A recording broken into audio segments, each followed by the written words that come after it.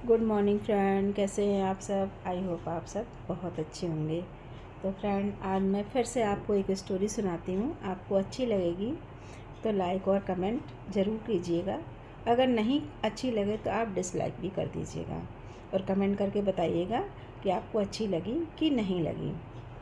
तो friend, story है एक परिवार की। परिवार होता है, उसमें पिता होते हैं, 4 बेटे होते हैं उसकी और 4 बहुएं होती हैं। तो परिवार एक साथ रहता है तो कुछ जो बहुएं आ जाती हैं उनके कारण परिवार में झगड़ा होने लगता है। अब झगड़ा इतना बढ़ जाता है कि बंटवारे की नौबत आ जाती है। तो सब भाई आपस में बात करते हैं कि ऐसा करते हैं, पिताजी को 4-4 महीने हम अपने पास रखेंगे, 4 महीने आप रखो, 4 महीने हम रखें, 4 महीने वो रखें। तो ऐसे ऐसे करके पिताजी बने रहेंगे, हम संपत्ति का बंटवारा कर लेते हैं। तो बात जब आगे बढ़ी तो बंटवारा तो होता है पंचायत में। तो जब पंचायत में बंटवारे के लिए मुखिया जी के पास गए, पंचायत के मुखिया जी के पास, तो उन्होंने मुखिया जी से बोला कि हम सब भाई सहमत हैं अपने पिताजी को 4-4 महीने रखने के लिए, तो आप हमारे घर का बंटवारा कर दीजिए। तो भाई जो मुखिया जो थे, तो उन्होंने कहा ठीक है, हम आपके पिताजी को बुला के बात करते हैं।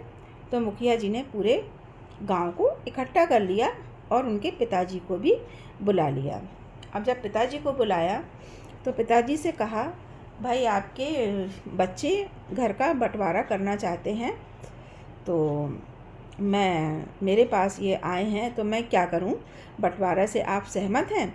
तो पिताजी ने कहा ठीक है, आप बच्चों को बुलाइए, बंटवारा मैं करता हूँ, आप नहीं, मेरा घर है, बंटवारा मैं करूँगा, मेरी संपत्ति है तो बंटवारा भी मैं ही करूँगा। तो ठीक है, वो बेटों को बुलवाते हैं, पूरा गांव इकट्ठा हो जाता है और बेटे बहू सब आ जाते हैं और पंचायत लगती है। तो पंचायत में बेटे खड़े हो जाते हैं कि भाई हम सब अपने पिताजी को रखने के लिए तैयार हैं। 4 महीने पिताजी बड़े भाई के पास रहेंगे, फिर उससे छोटे भाई के पास रहेंगे, फिर छोटे ऐसे ऐसे करके 4 महीने इनके साल भर गुजर जाएंगे।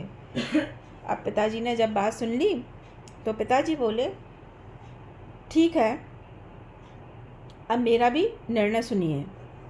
तो सभी लोग ध्यान से सुनने लगे।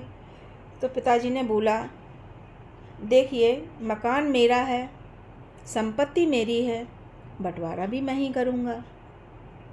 तो मुखिया जी आप इनसे कह दीजिए कि ये 4 महीने मेरे पास रहें, एक एक बारी बारी से, और बाकी का इंतज़ाम ये अपना कर लें जहाँ इनको रहना है। ये मेरा निर्णय है, मेरा घर है, मेरी संपत्ति है, मैंने फैसला कर दिया।